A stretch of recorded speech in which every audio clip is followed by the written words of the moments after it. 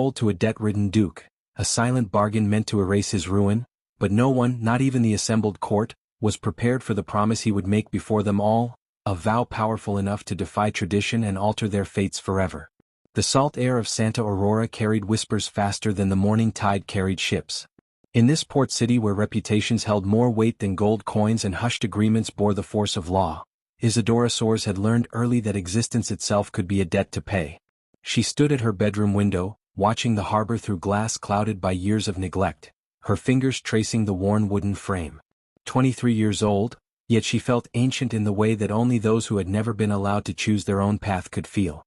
The morning light revealed her delicate features, high cheekbones inherited from a mother she barely remembered, dark eyes that had learned to expect nothing, hands that trembled only when she forgot to keep them perfectly still. Isadora. Aitor's voice cut through the silence like a blade through silk. Her older brother filled the doorway, his presence consuming all the air in the small room. At 35, Aitor Soares possessed the kind of commanding authority that came not from nobility, but from the ruthless understanding of how the world truly worked. "We need to discuss your future." She turned slowly, her spine straightening with the practiced grace of someone who had spent years making herself smaller, quieter, less troublesome. "My future. The debts have grown beyond what I can manage alone." Aitor stepped into the room, his boots heavy against the creaking floorboards. The warehouse contracts fell through. The shipping agreements were cancelled. We're facing ruin and there are obligations that must be met. Isadora's heart began to beat faster, though she forced her expression to remain neutral. She had become an expert at hiding fear, at swallowing words that might inconvenience others. What kind of obligations? The kind that require sacrifice. He moved to the window, blocking her view of the harbor. "You've always understood your place in this family, haven't you? Father left me responsible for both the business and for you. Sometimes those responsibilities intersect."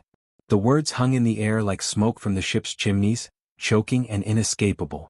Isadora had spent her entire life being reminded that she was a burden, a mouth to feed, a reputation to protect. Her education had been minimal, her dowry non-existent, her prospects carefully limited to whatever would best serve her brother's interests. "There's a man," Aitor continued, his voice taking on the tone he used when discussing cargo manifests. "Duke Gaetano de Valenca. He owns considerable land beyond the city, properties that could solve our problems if properly negotiated." Isadora's blood turned cold. She knew the name, everyone in Santa Aurora knew the name. The Duke who had become a ghost of himself after his wife's tragic death 3 years prior, who haunted the taverns like a man searching for his own grave, who had let his estates fall into disrepair while he drowned in bottles and guilt. Aitor, no. The words escaped before she could stop them, a rare moment of rebellion that she immediately regretted. His eyes flashed dangerous. "You will not speak to me as if you have choices, Isadora. You exist in this house by my grace, under my protection. Everything you are, everything you have, comes through me." She lowered her gaze, her hands clasping behind her back to hide their shaking. "I only meant. You meant nothing because you understand nothing about how the world works." He moved closer, his voice dropping to the intimate tone that somehow felt more threatening than his anger. "Tonight there will be a gathering at Taverna do Porto. Witnesses will be present. Words will be spoken. Agreements will be made. And tomorrow, you will begin a new chapter of your life as the Duchess de Valenca." The room spun around her. Through the window, she could see the ships in the harbor, their sails billowing with wind that promised freedom to everyone except her. "But he doesn't even know me. We've never spoken, never?" "He will know you well enough." Aitor's smile was sharp as a shark's tooth. A man in his condition, with his debts and his reputation, cannot afford to be particular about such details. And you, dear sister, cannot afford to question arrangements made for your benefit. Isadora closed her eyes, feeling the familiar weight of powerlessness settle over her shoulders like a burial shroud. She had always known this day would come, the day when her existence would be transformed from burden to currency, when her life would be spent to settle accounts she had never helped to incur. "What if he refuses?" she whispered. Aitor's laugh was harsh as the cry of seagulls fighting over scraps. "He won't refuse. Men like Gaetano de Valenca don't refuse when they've been properly encouraged. And men like me don't ask questions they don't already know the answers to." As he left the room, Isadora remained by the window, watching the ships that carried other people's dreams to distant shores. In Santa Aurora she had learned women like her were not passengers on those ships. They were cargo, valuable only for where they could be delivered and what they could purchase upon arrival.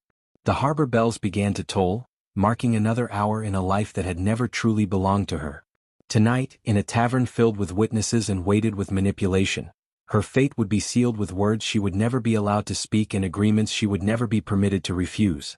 She pressed her palm against the glass, leaving a small print that would fade before the sun set, just like every trace of the person she had been before she became someone else's solution to problems that were never hers to solve.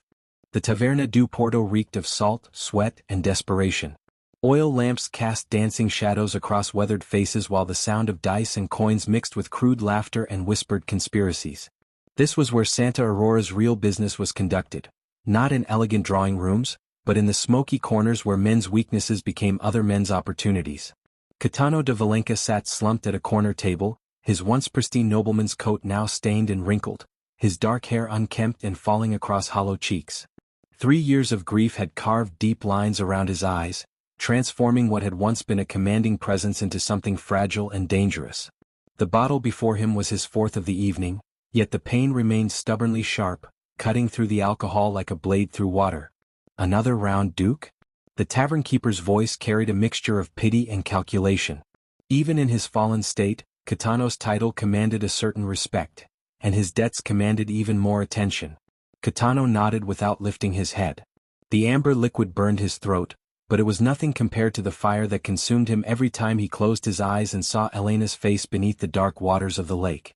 3 years, and still he could hear her voice calling his name, still felt the weight of his failure pressing against his chest like a stone. Valenca. The voice cut through his haze like a whip crack. Aitor Soares materialized from the crowd, his presence immediately shifting the tavern's atmosphere. Conversations quieted, heads turned, and suddenly the air felt thick with anticipation. Gaetano looked up slowly, his vision struggling to focus. Soares. His voice was rough from alcohol and disuse. Come to collect another debt? In a manner of speaking. Aitor pulled out a chair without invitation, settling across from the Duke with the confidence of a man who held all the cards. Though tonight's discussion concerns a different kind of arrangement. The Duke's laugh was bitter as winter wind. I have nothing left to arrange with. The lands are mortgaged, the accounts are empty. Whatever you're selling I cannot buy. On the contrary. Aitor gestured to the tavern keeper, who quickly brought another bottle. What I'm offering requires no immediate payment. Only commitment. Around them, the tavern's patrons began to drift closer, drawn by the scent of drama like vultures to carrion. These were Santa Aurora's true witnesses, merchants and sailors, dock workers and petty criminals, the kinds of men who understood that reputation was currency and public shame was a debt that compounded daily. My sister, Isadora, Aitor continued, his voice carrying just loud enough for interested ears to catch every word. 23 years old, well-educated, skilled in household management. She requires a husband of proper station. Gaetano's hand tightened around his glass. And you think a drunkard with empty coffers makes a proper station? I think. Aitor leaned forward, his voice dropping to an intimate whisper that somehow carried to every corner of the room, that a man with your bloodline and my sister's practical skills could rebuild what time and misfortune have torn down. The Duke stared into his drink, seeing Elena's face reflected in the amber depths. I am not fit for marriage. I am not fit for anything except drowning in bottles and regret. Perhaps that's exactly why this arrangement would benefit us both. Aitor's tone grew sharper. A man who believes he deserves nothing might finally appreciate what he's given. And a woman who expects nothing might find herself pleasantly surprised. The crowd pressed closer, their breathing creating a circle of heat and judgment around the table. In Santa Aurora, a conversation like this was better than theater, real lives being bartered, real futures being decided over cheap wine and cheaper sentiment. She deserves better than a broken man. Gaetano's voice carried genuine pain, the first real emotion he had shown in months. She deserves security, protection, a name that means something. Aitor filled the Duke's glass again, his movements deliberate and ceremonial. What she doesn't deserve is to become an old maid because her brother couldn't provide adequate connections. The words hung in the air like incense, heavy with implication and threat. Around them, the tavern had fallen completely silent, every patron understanding that they were witnessing something significant, the kind of moment that would be retold in whispers for years to come. Gaetano lifted the glass to his lips, his hand trembling slightly. The alcohol had stripped away his defenses, leaving him vulnerable to manipulation, to guilt, to the terrible weight of knowing that his failure had consequences beyond his own misery. If I agreed, he said slowly, each word careful and slurred, it would be a marriage of convenience only. I have nothing else to offer. Ator's smile was sharp as a blade. Convenience is all we require, Duke. Your name, your protection, your consideration for a young woman who has never asked for anything in her life. The witnesses leaned closer, their faces eager and hungry. In the morning, all of Santa Aurora would know that Duke Kitano de Valenca had made a promise in the Taverna do Porto, with honest men watching and listening. And promises made in such places, Kitano knew too late, became chains that no amount of regret could ever break. The wedding took place on a Tuesday morning, gray and unremarkable as dishwater. No flowers adorned the small chapel, no music celebrated the union, and no joy illuminated the faces of the sparse gathering of witnesses who had come more from curiosity than affection. The priest's words felt hollow in the cavernous space, echoing off stone walls that had seen happier ceremonies and would doubtless see happier ones again. Isadora stood beside Kitano in a dress borrowed from Dalva, the housekeeper who had served the Valenca family for 30 years. The pale blue fabric hung loose on her slight frame, smelling faintly of lavender and mothballs, a ghost of celebrations past. Her hands remained steady as she spoke the vows that would bind her to a man she barely knew, though her heart hammered against her ribs like a caged bird. Kitano appeared marginally more sober than he had at the tavern 3 days prior, though his eyes held the distant quality of someone struggling to remain present. His responses came a half-beat too slow, his voice rough with the remnants of whatever he had consumed to make this moment bearable. When the priest instructed him to kiss his bride, he hesitated for so long that the silence became uncomfortable before pressing his lips briefly, chastely, against her forehead. You may now present the Duke and Duchess de Valenca, the priest announced with forced enthusiasm, and the handful of witnesses offered polite applause that sounded more like rain pattering on leaves than celebration. The journey to the Valenca estate took an hour through countryside that might have been beautiful if neglect hadn't claimed so much of it. Overgrown hedges bordered cracked roads, and fields that should have been golden with crops instead lay fallow, surrendered to weeds and wild grass. The carriage itself creaked and swayed with every rut, its upholstery worn thin and its windows clouded with age.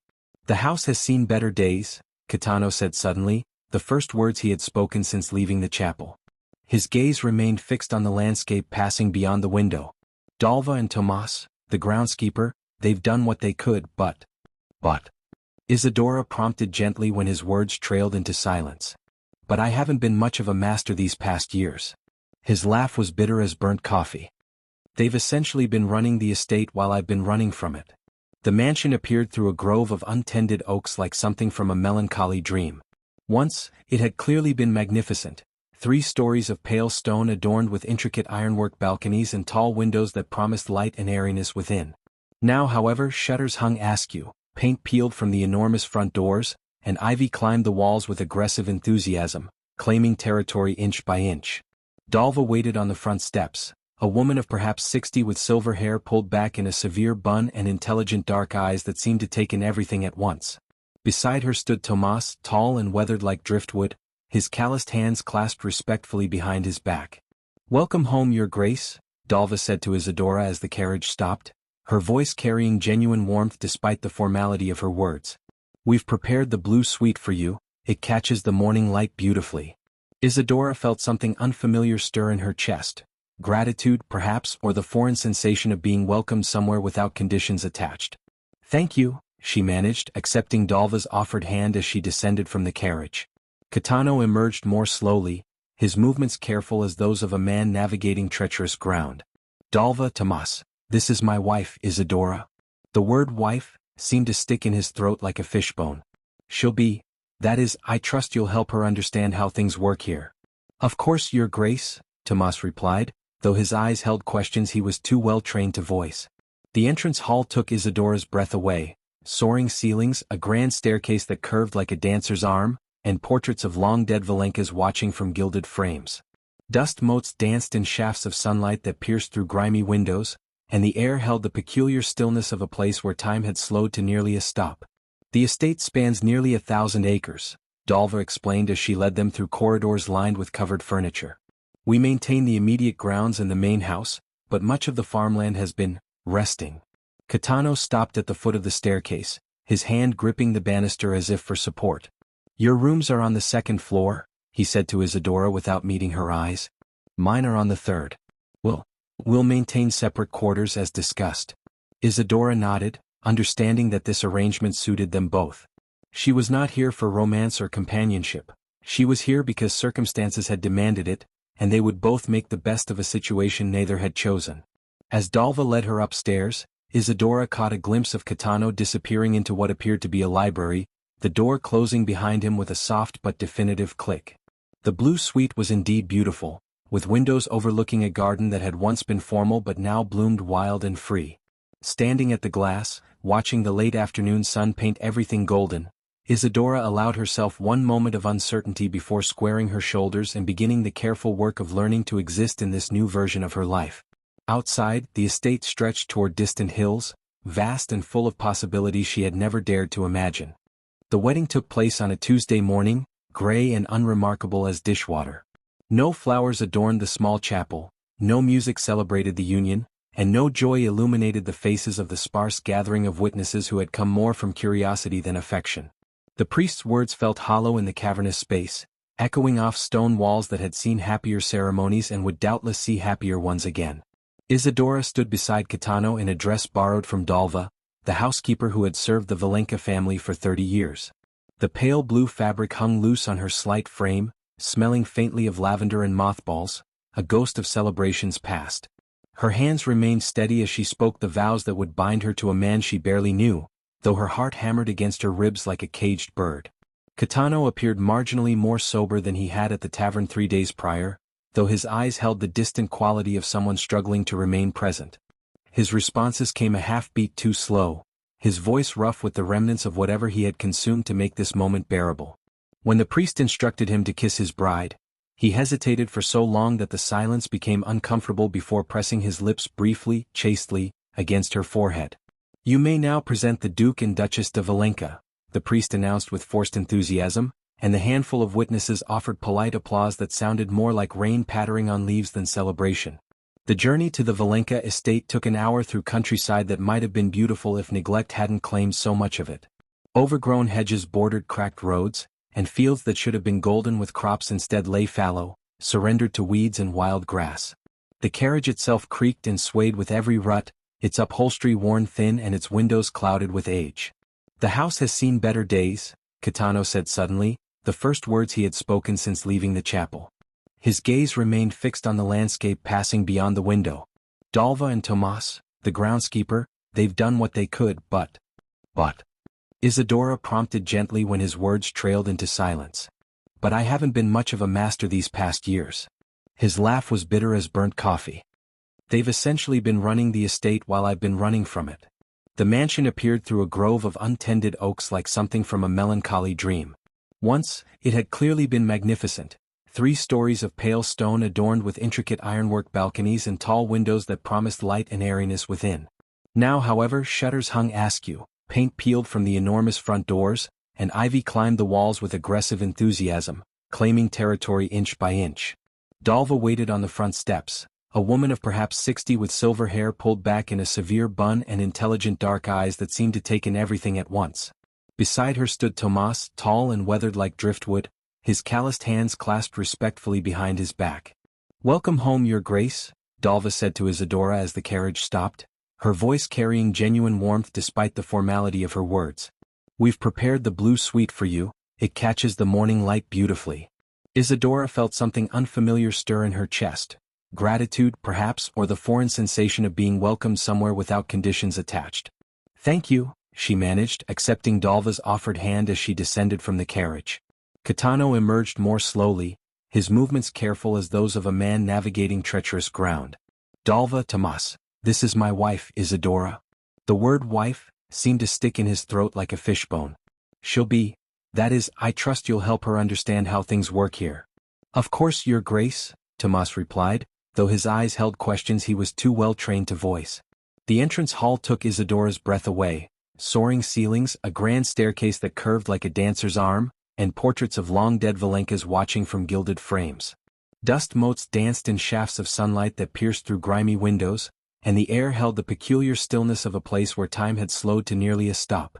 The estate spans nearly 1,000 acres, Dalva explained as she led them through corridors lined with covered furniture. We maintain the immediate grounds and the main house, but much of the farmland has been resting. Kitano stopped at the foot of the staircase, his hand gripping the banister as if for support. Your rooms are on the second floor, he said to Isadora without meeting her eyes. Mine are on the third. We'll maintain separate quarters as discussed. Isadora nodded, understanding that this arrangement suited them both. She was not here for romance or companionship. She was here because circumstances had demanded it, and they would both make the best of a situation neither had chosen. As Dalva led her upstairs, Isadora caught a glimpse of Kitano disappearing into what appeared to be a library, the door closing behind him with a soft but definitive click. The blue suite was indeed beautiful, with windows overlooking a garden that had once been formal but now bloomed wild and free. Standing at the glass, watching the late afternoon sun paint everything golden, Isadora allowed herself one moment of uncertainty before squaring her shoulders and beginning the careful work of learning to exist in this new version of her life. Outside, the estate stretched toward distant hills, vast and full of possibilities she had never dared to imagine. The first change came with the curtains. Heavy burgundy drapes that had blocked sunlight for 3 years suddenly disappeared, replaced by nothing at all. Morning light flooded the dining room where Kitano sat with his customary cup of coffee, black, bitter, and laced with whatever he could find to dull the edges of consciousness. "Where are the curtains?" he asked Dalva, who was arranging fresh wildflowers in a crystal vase that hadn't seen use since Elena's death. "The new Duchess thought they made the room too dark," Dalva replied with careful neutrality. "She asked if we might try living without them for a while." Kitano squinted against the brightness, his head already throbbing from the previous evening's attempt to find peace in a bottle of Portuguese wine. "She asked or she ordered?" "She asked, Your Grace. Very politely. Though I must say the room does look more alive without them." Alive. The word hit him like a physical blow. Nothing in this house was supposed to be alive, not anymore. The estate existed in careful stasis, a monument to what had been lost, and sudden changes felt like violations of sacred ground. Through the uncovered windows, he could see movement in the overgrown garden. Isadora knelt among the wild roses, her skirts spread around her like flower petals, her dark hair escaping from its neat bun as she worked.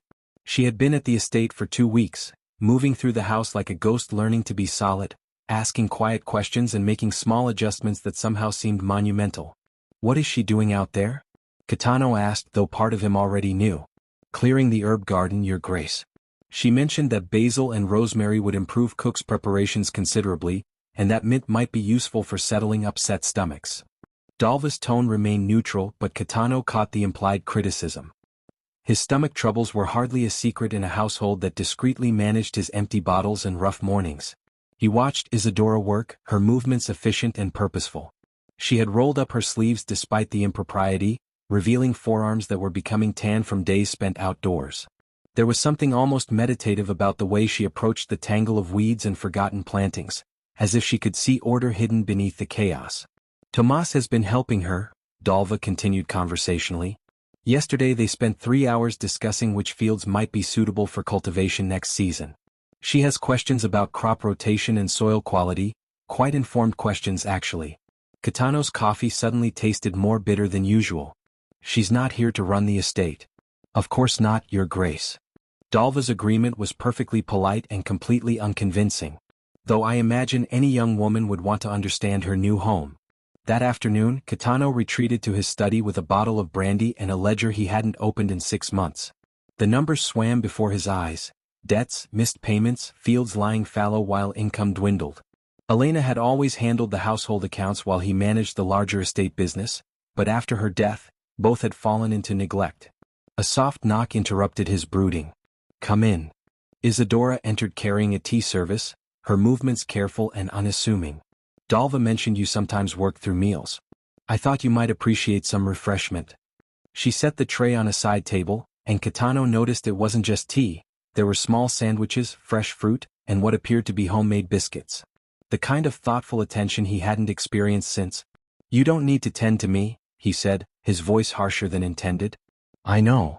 She poured tea into a delicate china cup, Elena's favorite set, he realized with a pang. "But I wanted to." The simple honesty of her response caught him off guard. He was accustomed to duty, obligation, the careful dance of servants who served because they were paid to serve. He wasn't prepared for kindness offered freely without expectation or agenda. I spoke with Tomas about the eastern fields, Isadora continued, settling into the chair across from his desk as if she had every right to be there. He believes they could support wheat if we can arrange for proper drainage. The soil is good, apparently, just waterlogged from years of neglect. Kitano stared at her, brandy-muddled thoughts struggling to keep pace with her matter-of-fact discussion of agricultural improvements. You've been here 2 weeks. You can't possibly understand the complexities. No, she agreed peacefully. But I can learn. And I can ask questions. Tomas has been very patient with my ignorance. She pulled a small notebook from her pocket. When had she acquired a notebook? And consulted it with the seriousness of a general reviewing battle plans. The kitchen garden could provide most of our vegetables if properly maintained. The orchard needs pruning but could yield enough fruit for both household use and local sale. And there's a small field near the south boundary that Dalva says once grew the finest herbs in the region. Despite himself, Kitano found he was listening. Her voice carried a quiet confidence that seemed to fill the study's corners, pushing back shadows he had grown comfortable hiding within. Why? He asked finally. Because this place could be beautiful again, she said simply. Because Dalva and Tomas deserve better than watching everything they've worked for crumble. Because you deserve better than drowning in regret while life continues around you. The words hit their target with surgical precision, and Kitano reached reflexively for his glass. But for the first time in months, his hand hesitated before closing around it. The fever came suddenly, 3 weeks after Isadora's arrival. Kitano collapsed in the garden while walking off another night of heavy drinking, his body finally rebelling against months of neglect and abuse. Dalva found him at dawn, unconscious among the roses that Isadora had been carefully nurturing back to life. Fetch the doctor immediately, Isadora commanded, her voice steady despite the fear that clawed at her chest. She knelt beside Kitano's prone form, pressing her palm to his burning forehead. His skin felt like fire, and his breathing came in shallow, labored gasps. The nearest physician is in Santa Aurora, Tomas said grimly. 3 hours by cart, assuming the roads are passable. Then go. Now. Isadora looked up at the groundskeeper, her dark eyes fierce with determination. Tell him it's urgent. Tell him the Duke is dying. The words hung in the morning air like a curse. Dying. Such a final word, yet it felt accurate as she watched Kitano's chest rise and fall with obvious effort. Without thinking, she smoothed the hair back from his fevered brow, her touch gentle despite the turmoil raging inside her. Dalva appeared with blankets and cold water. We need to get him inside, Your Grace. The morning dew won't help matters. Together they managed to half-carry, half-drag Kitano to his rooms on the 3rd floor. The space shocked Isadora with its stark emptiness. A bed, a wardrobe, a single chair by the window. No personal items, no books, no evidence that a living person inhabited these walls. It felt more like a monk's cell than a duke's chamber. He doesn't allow much in here, Dalva explained quietly as they settled him onto the bed. Says he doesn't deserve comfort. For the next 2 days, Isadora barely left his side. She bathed his fevered skin with cool cloths, forced water between his cracked lips when he was lucid enough to swallow, and sat vigilant through the long hours when delirium claimed him. The doctor, when he finally arrived, pronounced it a combination of exhaustion, malnutrition, and liver strain, the predictable consequences of a man trying to kill himself slowly with alcohol and neglect. Will he live? Isadora asked bluntly. The physician, a tired man with kind eyes, studied her face carefully. That depends on whether he wants to, Your Grace. The body can recover from this, but the mind... He shrugged helplessly. Sometimes a man reaches a point where fighting seems more difficult than surrendering. During the fevered hours, Kitano spoke to ghosts. He called for Elena constantly, his voice broken with anguish as he pleaded with shadows only he could see. I'm sorry, he whispered over and over, his hands grasping at empty air. I should have been there. I should have saved you. But sometimes, in the deepest hours of night when the fever peaked, he called for Isadora. Don't leave, he would beg, his fingers finding hers in the darkness. Please don't leave me alone. I'm here, she would whisper back, her heart breaking for this broken man who had been thrust into her life by circumstances neither had chosen. I'm not going anywhere. On the 3rd morning the fever broke. Kitano's eyes opened clear and focused for the first time in days, finding Isadora slumped in the chair beside his bed, her hand still clasped in his. Dark circles shadowed her eyes, and her usually neat hair hung loose around her shoulders. You stayed, he said, his voice rough as sandpaper. Where else would I go? She tried to smile, but exhaustion made the expression fragile. You're my husband, remember? For better or worse, in sickness and health, we did make those promises. He stared at her with something approaching wonder. You barely know me. I know enough. She squeezed his hand gently. I know you're in pain. I know you blame yourself for things that weren't your fault. I know you think you don't deserve kindness or care. She paused, meeting his gaze directly. And I know you're wrong. Tears gathered in Kitano's eyes, the first she had seen from him since her arrival. Elena used to say that. She used to tell me I was too hard on myself. She sounds like a wise woman. She was. He struggled to sit up, accepting Isadora's help without protest. She would have liked you, I think. You both have this way of seeing possibilities where other people see only problems. For a moment, the room felt peaceful. Two people who had been forced together by circumstances finally seeing each other as human beings rather than inconveniences. Through the window, morning light painted everything golden, and somewhere downstairs, Dalva was humming while she prepared breakfast. Isadora, Kitano said suddenly, his voice carrying an unfamiliar note of something that might have been hope. When I called you my wife, during the fever? You were delirious, she said quickly, though her cheeks flushed pink. Yes, he agreed. But perhaps that's when we finally tell the truth. The words hung between them like a bridge neither quite dared to cross, fragile and new and filled with terrifying possibility. Outside, the estate stretched toward distant hills, vast and full of potential that suddenly seemed less impossible to reach. Recovery transformed Kitano in ways that mere sobriety never had. For the first time in 3 years, he rose before noon without the need for strong coffee and regret to drag him from bed. The doctor had been blunt about his condition: continue the path of self-destruction and face certain death within the year, or choose to fight for whatever life remained possible. Standing in his study on a crisp October morning, Kitano spread the estate ledgers across his desk with hands that trembled only slightly. The numbers were worse than he had remembered, but they weren't insurmountable. Not if he acted quickly, decisively, and, most importantly, soberly. The harvest reports from the southern fields, Tomas announced, entering with an armload of documents and an expression of cautious optimism. The new drainage system worked better than we hoped. Kitano looked up from calculations that had consumed his morning. Show me. For the next hour, they pored over yield estimates and profit projections. The wheat had indeed flourished in the previously waterlogged fields, and Isadora's herb garden had produced enough surplus to supply 3 local restaurants in Santa Aurora. Small victories, perhaps, but victories nonetheless. Your wife has quite an eye for agricultural possibilities, Tomas observed carefully. The herb rotation system she suggested could double our output next season. My wife. The word still felt foreign but no longer painful. Over the past month, Isadora had become less of an obligation and more of a presence. Someone who existed in the house not as burden or convenience, but simply as herself. She read in the library during afternoon hours, consulted with Cook about meal planning, and maintained a correspondence with suppliers that had restored the estate's credit more effectively than any amount of aristocratic posturing. Where is the Duchess this morning? Kitano asked, realizing he hadn't seen her since breakfast. Inspecting the apple orchard with a buyer from the city. Apparently, we have enough fruit to supply the markets through Christmas if we can arrange proper transportation. Kitano felt something unfamiliar stir in his chest. Pride, perhaps, mixed with gratitude and something else he wasn't quite ready to name. When had he stopped resenting her presence and begun to appreciate her competence?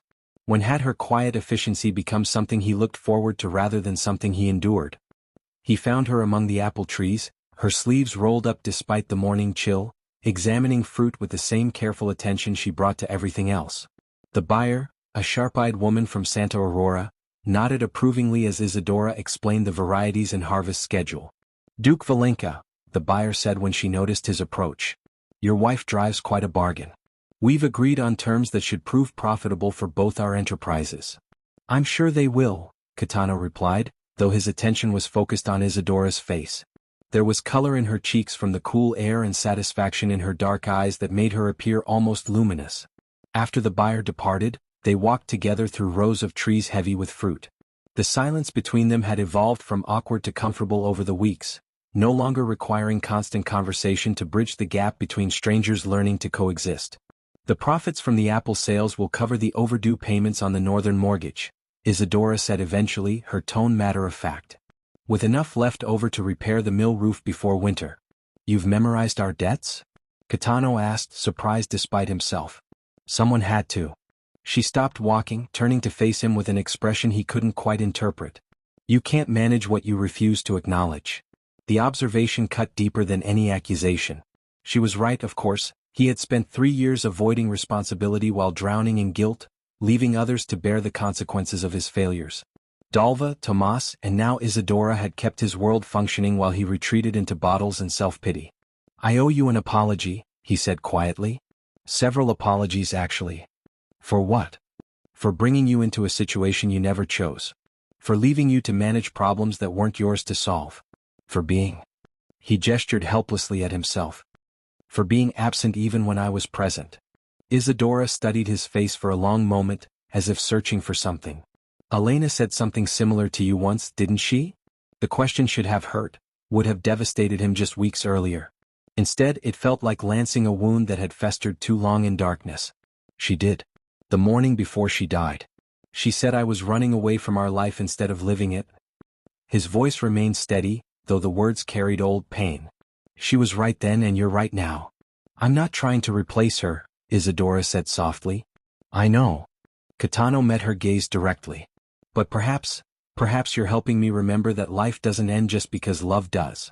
Above them, apple branches swayed in the autumn breeze, heavy with fruit that would sustain them through the winter months ahead. For the first time since Elena's death, the future felt like something worth planning for rather than something to be endured. And walking beside him through the orchard she had helped restore to productivity, Isadora no longer felt like a stranger in his house. She felt like someone who belonged there. The first snowfall of December arrived like a blessing, transforming the estate into something ethereal and clean.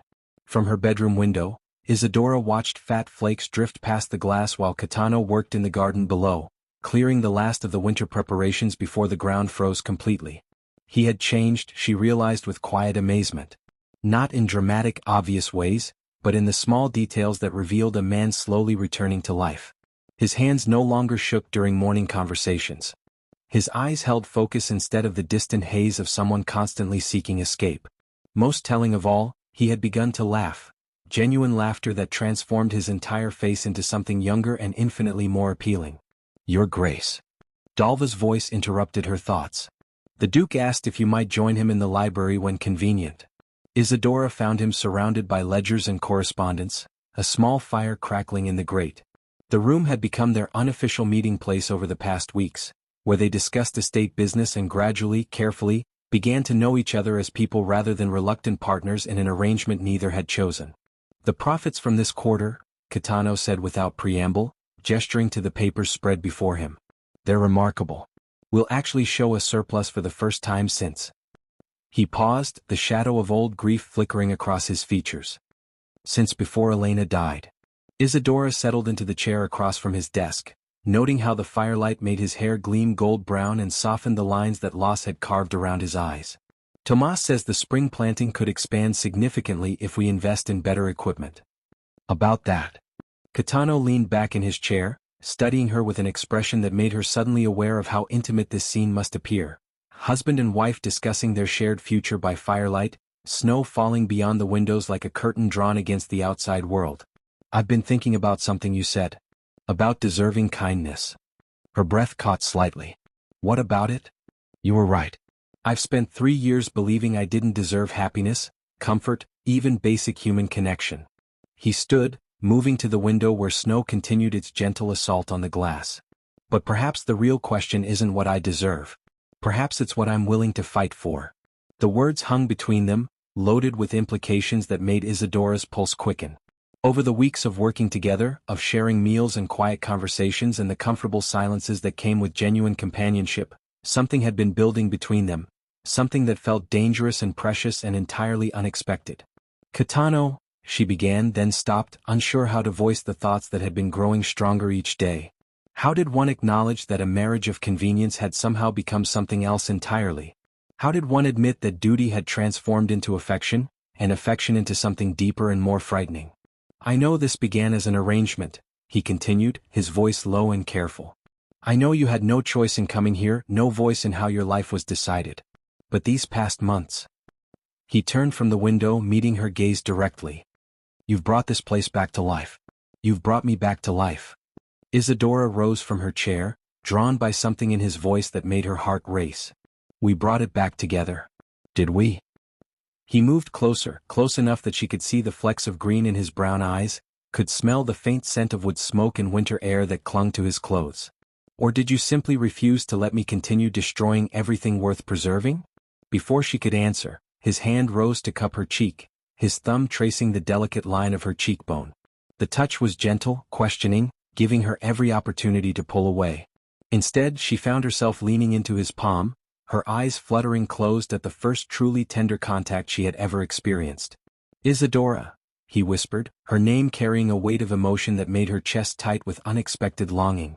When she opened her eyes, his face was close enough that she could count his eyelashes, could see the way his lips parted slightly as if he too were struggling to breathe. The space between them felt charged with possibility and terror and the fragile hope that perhaps two people thrown together by circumstance might choose to remain together by desire. "I think," she said softly, her voice barely audible above the crackling fire, "that I'm falling in love with you." The confession escaped before she could stop it, raw and honest and impossible to take back. For a moment that felt like eternity, they simply stared at each other, the weight of her words settling between them like snow gathering on windowsills.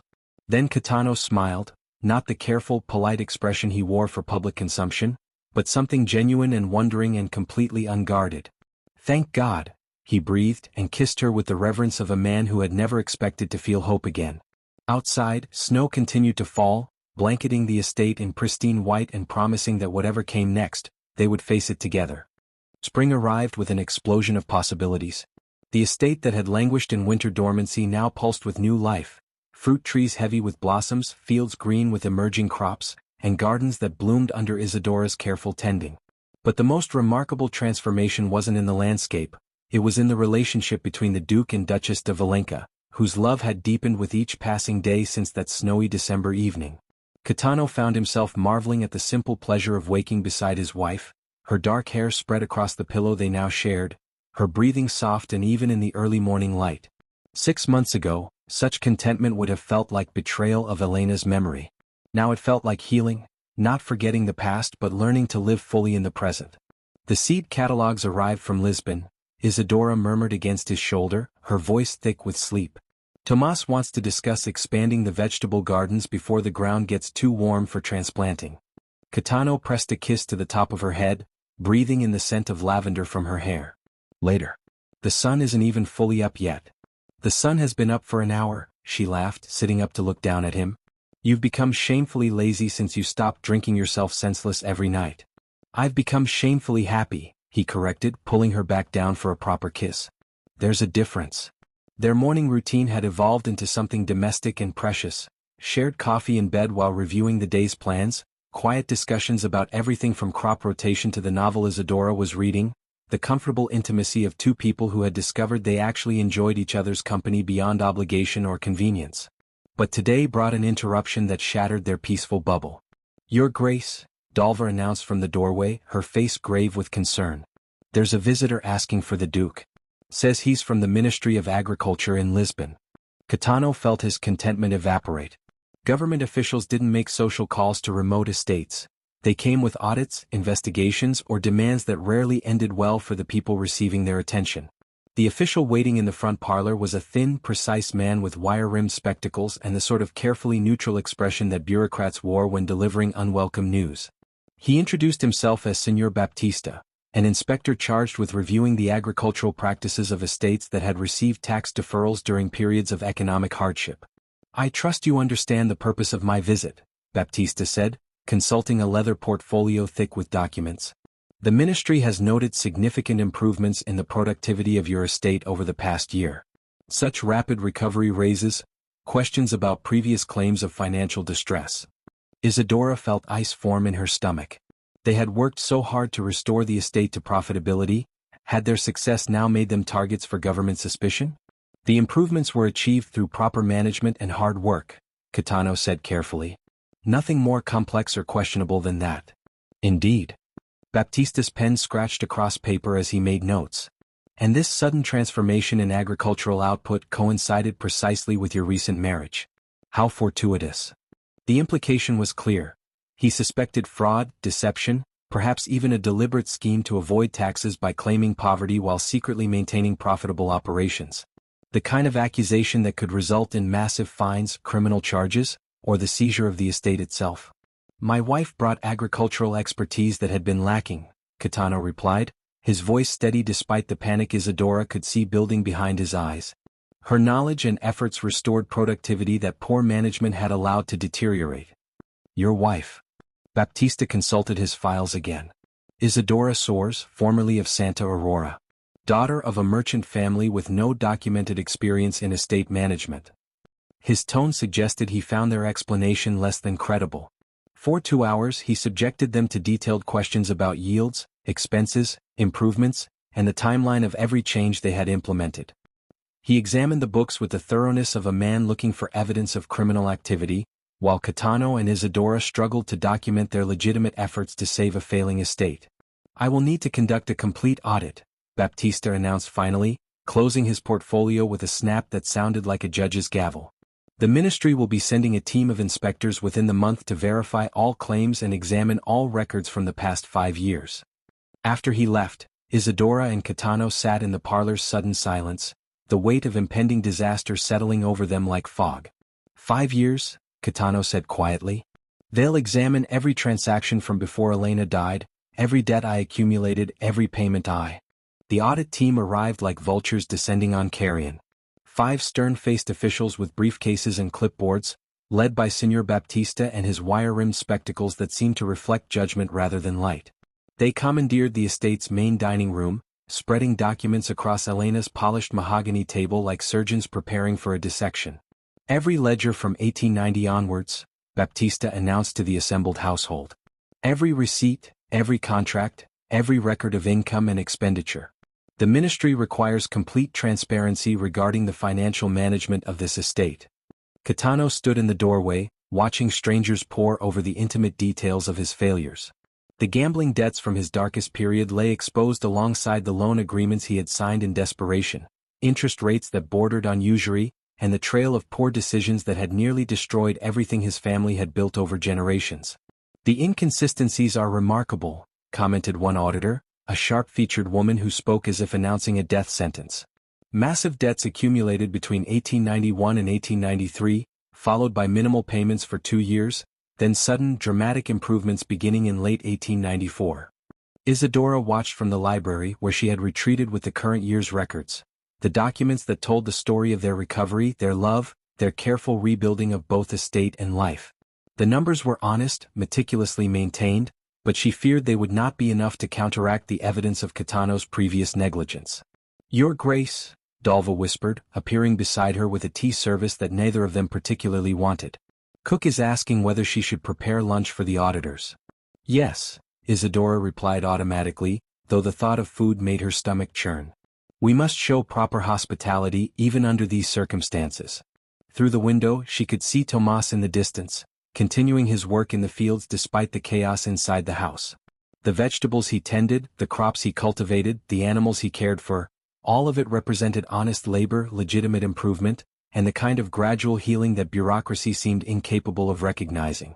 The afternoon brought worse revelations.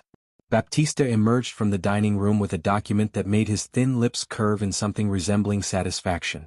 Duke Valenka, he announced, his voice carrying the weight of official condemnation. This promissory note from the Banco Nacional, dated September 1892. The amount is substantial, enough to purchase several small estates. Yet there is no corresponding record of how these funds were utilized. Kitano felt the blood drain from his face. He remembered that loan, the final desperate attempt to solve his problems with more money, more gambling, more of the reckless behavior that had characterized his grief-stricken descent into self-destruction. The funds had vanished into card games and liquor and the kind of mindless spending that came with wanting to feel nothing at all. The money was spent on personal expenses, he said quietly, meeting Baptista's accusing gaze without flinching. Poor investments, gambling losses, and general dissipation. I make no excuse for such behavior. Personal expenses totaling 12,000 escudos? The auditor's eyebrows rose toward his receding hairline. Such expenditure suggests either criminal misappropriation of agricultural funds or deliberate fraud regarding the estate's true financial position. The words hung in the air like a death sentence. Criminal misappropriation. Fraud. The kind of charges that led to imprisonment, to the seizure of property, to the complete destruction of everything they had worked to rebuild. The estate's recovery under current management, added the sharp-featured woman, could be interpreted as evidence that previous claims of financial distress were deliberately exaggerated to avoid tax obligations. Isadora felt something break inside her chest. Not her heart exactly, but her faith in justice, in the possibility that honest effort could overcome past mistakes. They had transformed a failing estate into a profitable enterprise through careful planning, hard work, and genuine dedication. Now that very success was being used as evidence against them.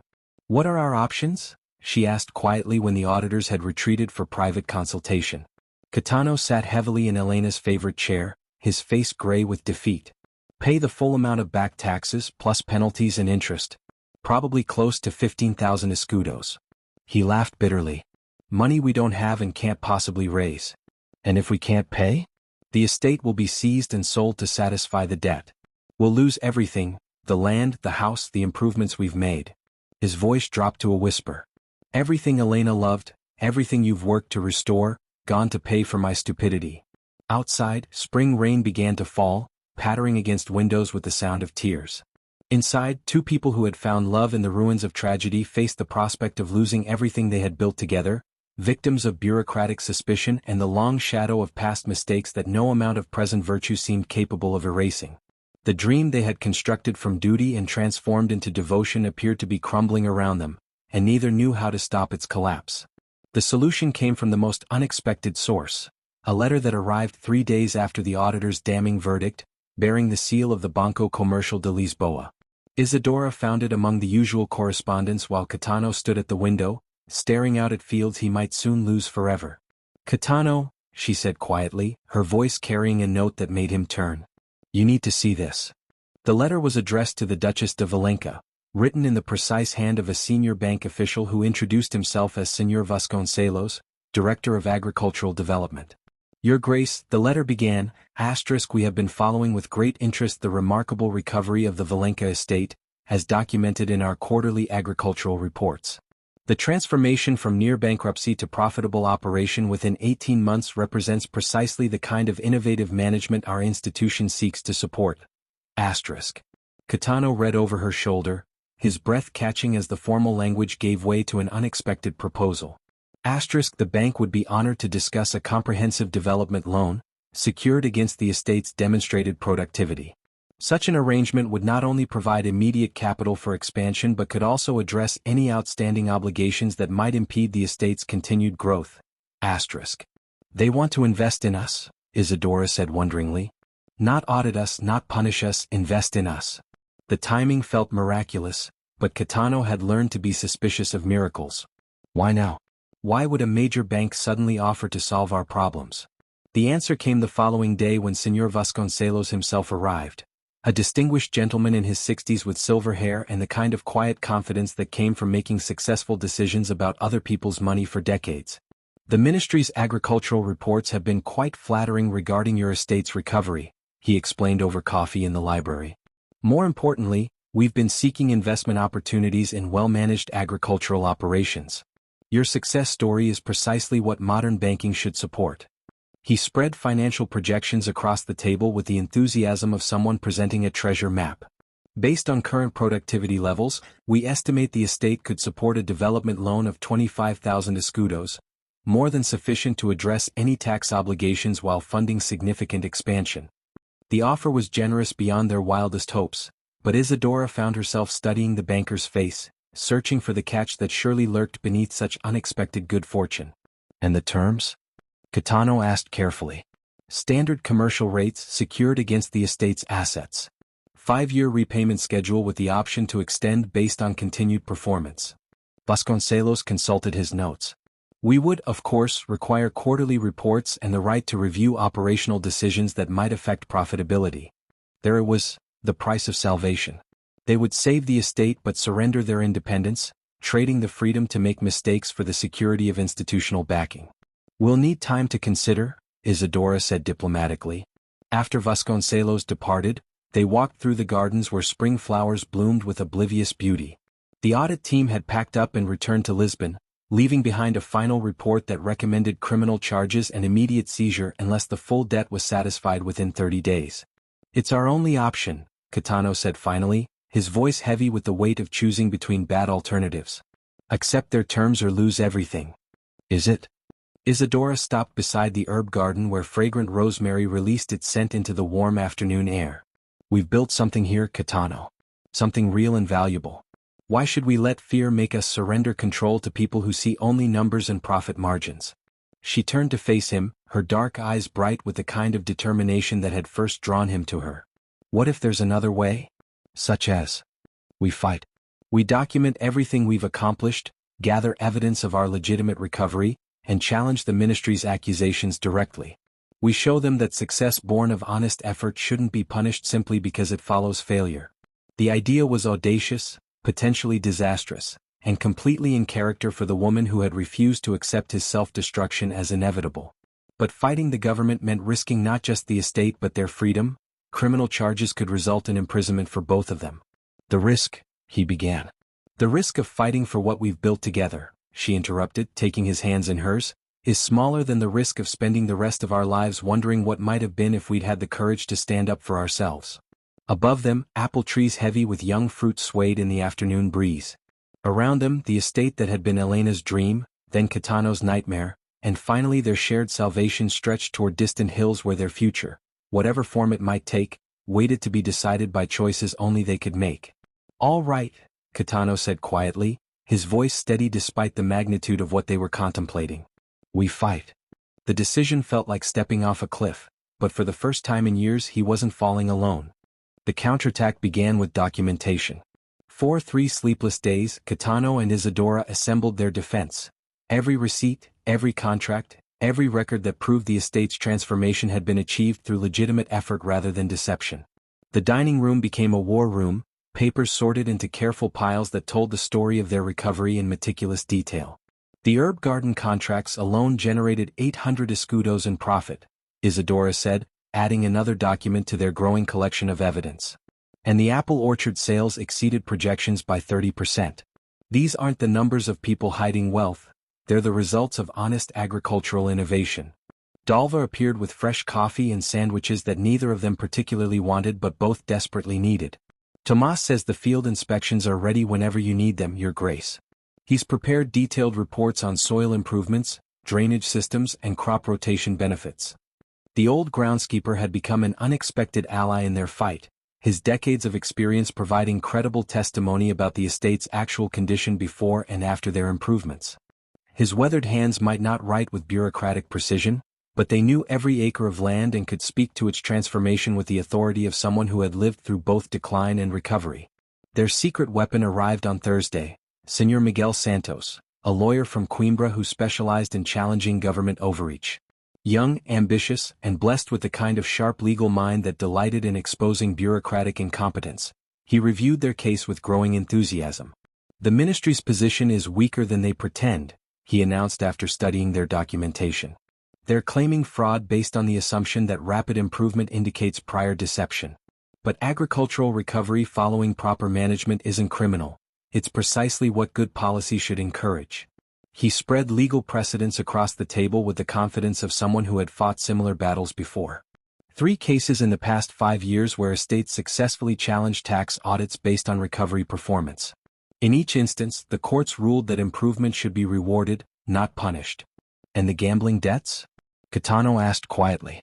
"The loans that were misappropriated?" Santos consulted his notes. "Personal failings during a period of grief aren't criminal unless they involve deliberate fraud against creditors or tax authorities. Your debts were privately held, your losses were your own money, and you made no false claims to the government during that period. Stupidity and grief aren't criminal offenses, Duke Valenka." The relief of hearing those words was almost overwhelming. For 3 years, Caetano had carried the weight of believing his failures were unforgivable sins rather than human mistakes made during the worst period of his life. "What are our chances?" Isadora asked. "Better than fair if we can demonstrate clear chronology between your marriage, improved management practices and increased productivity. The timeline supports your claims of legitimate recovery. Santos smiled grimly. Of course, we'll be fighting entrenched bureaucracy that doesn't like admitting mistakes. That's never simple. The hearing was scheduled for the following Tuesday in Coimbra, where a panel of regional officials would review the ministry's charges and their defense. 5 days to prepare testimony that would determine whether they kept their home or lost everything they had built together. That evening, as golden sunset light painted the estate in colors that made everything appear precious and fragile, Caetano and Isadora walked through grounds that might soon belong to someone else. The vegetables grew with spring abundance, the fruit trees promised another profitable harvest, and everywhere they looked showed evidence of care, planning, and the kind of loving attention that transformed mere property into home. Whatever happens, Caetano said quietly, I want you to know that these months with you have been the happiest of my life. Even with all this uncertainty, even facing the possibility of losing everything, I've been happier than I ever imagined possible after Elena died. Isadora stopped walking, turning to face him with tears gathering in her dark eyes. Don't talk as if it's over. We haven't lost yet. But if we do, then we'll start again somewhere else. Together. Her voice carried fierce determination.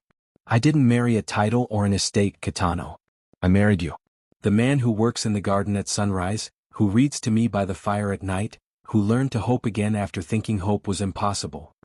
He pulled her close, holding her tight against his chest while around them the estate settled into evening quiet. Tomorrow they would travel to Coimbra to fight for their future. Tonight, they would hold each other and remember that whatever the courts decided, they had already won something more valuable than property or position. They had won each other, and love freely chosen was something no government could audit or seize or destroy with paperwork and accusations. The stars emerged above them, scattered across velvet sky like promises of light enduring through darkness, and in their embrace was the certainty that together they could survive whatever tomorrow might bring. The hearing room in Coimbra felt like a cathedral of judgment. High ceilings, dark wood paneling, and 5 stern-faced officials seated behind an imposing bench that made even breathing seem presumptuous. Senor Baptista sat at a separate table with his evidence of alleged wrongdoing, while Caetano and Isadora flanked their lawyer in the uncomfortable chairs reserved for the accused. This tribunal will review the charges of tax evasion and fraudulent representation brought by the Ministry of Agriculture against the Valenca estate, announced the presiding magistrate, a silver-haired woman whose voice carried the weight of final authority. We will hear testimony from both parties and render judgment based on the evidence presented. Baptista spoke first, his presentation a masterwork of bureaucratic precision. Charts and graphs illustrated the estate's financial decline, the massive debts accumulated during Caetano's darkest period, and the suspicious speed of their recovery. His tone suggested criminal conspiracy rather than agricultural innovation. The defendant claims legitimate improvement through better management, Baptista concluded, adjusting his wire-rimmed glasses. Yet such dramatic transformation defies economic reality. We submit that previous claims of financial distress were deliberately fabricated to avoid tax obligations while maintaining profitable operations. When their turn came, Santos rose with quiet confidence. Honored magistrates, we present evidence not of deception but of redemption. The Valenca estate's recovery represents exactly what sound agricultural policy should encourage: the transformation of failing land into productive enterprise through knowledge, effort, and proper management. He called Tomas as their first witness. The old groundskeeper approached the witness chair with obvious discomfort, his weathered hands trembling slightly as he swore to tell the truth. But when asked to describe the estate's condition before and after Isadora's arrival, his voice grew steady with the authority of lived experience. 40 years I've worked that land, Tomas said simply. Seen it flourish under the old duke, watched it die under neglect, and seen it bloom again these past months. The Duchess, she knows growing things. Knows soil, knows water, knows what plants need to thrive.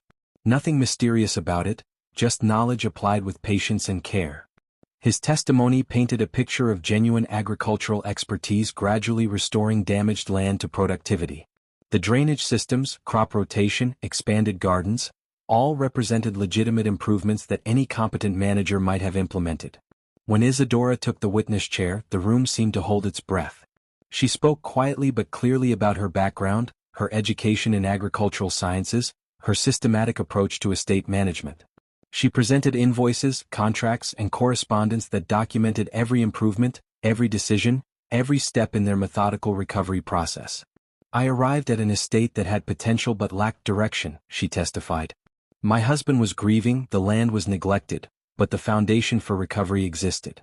What we accomplished required no deception, only time, effort, and the willingness to learn from previous mistakes. The magistrates questioned her extensively about specific practices, yield improvements, and profit margins. Her answers revealed detailed knowledge of agricultural science and practical farm management that would have been impossible to fake or acquire overnight. Finally, Kitano himself testified. He made no excuses for his past failures, acknowledging the gambling debts, the poor decisions, the years of neglect that had nearly destroyed everything his family had built. But he also described the process of recovery, the daily work of rebuilding not just an estate but a life worth living. "I was a broken man when my wife arrived," he said quietly, his voice carrying the weight of absolute honesty. "She didn't find hidden wealth or secret profits. She found damaged land, overwhelming debt, and someone who had given up hope. What she accomplished was miraculous, but it was the miracle of competent management applied to neglected resources." The deliberation lasted 2 hours. 2 hours during which Kitano and Isadora sat in the courthouse corridor, holding hands and trying not to imagine the worst possible outcomes. Santos paced like a caged cat, occasionally muttering about bureaucratic stupidity and the tendency of officials to punish success rather than reward innovation. When they were called back, the presiding magistrate's expression revealed nothing. After careful review of all testimony and evidence, she began, her voice formal and measured. "This tribunal finds that while the defendant's previous financial management was admittedly poor, there is insufficient evidence to support charges of deliberate fraud or tax evasion." Kitano felt his knees nearly buckle with relief, but the magistrate wasn't finished. However, the question of back taxes and penalties remains unresolved. The ministry's calculations indicate a debt of 14,700 escudos and unpaid obligations plus accumulated interest. The victory felt hollow. They had avoided criminal charges but still faced financial ruin. The estate would need to be sold to satisfy debts they couldn't possibly pay from current profits. But then the magistrate delivered words that would change everything. "This tribunal recommends a structured payment plan based on the estate's demonstrated earning capacity, with penalties waived in recognition of genuine improvement efforts. Furthermore, we direct the ministry to provide agricultural development support rather than punitive measures for estates showing legitimate recovery." Justice, it seemed, occasionally wore the face of mercy. The hearing room in Coimbra felt like a cathedral of judgment. High ceilings, dark wood paneling, and 5 stern-faced officials seated behind an imposing bench that made even breathing seem presumptuous. Senor Baptista sat at a separate table with his evidence of alleged wrongdoing, while Kitano and Isadora flanked their lawyer in the uncomfortable chairs reserved for the accused. "This tribunal will review the charges of tax evasion and fraudulent representation brought by the Ministry of Agriculture against the Valenca estate," announced the presiding magistrate, a silver-haired woman whose voice carried the weight of final authority. "We will hear testimony from both parties and render judgment based on the evidence presented." Baptista spoke first, his presentation a masterwork of bureaucratic precision. Charts and graphs illustrated the estate's financial decline, the massive debts accumulated during Kitano's darkest period, and the suspicious speed of their recovery. His tone suggested criminal conspiracy rather than agricultural innovation.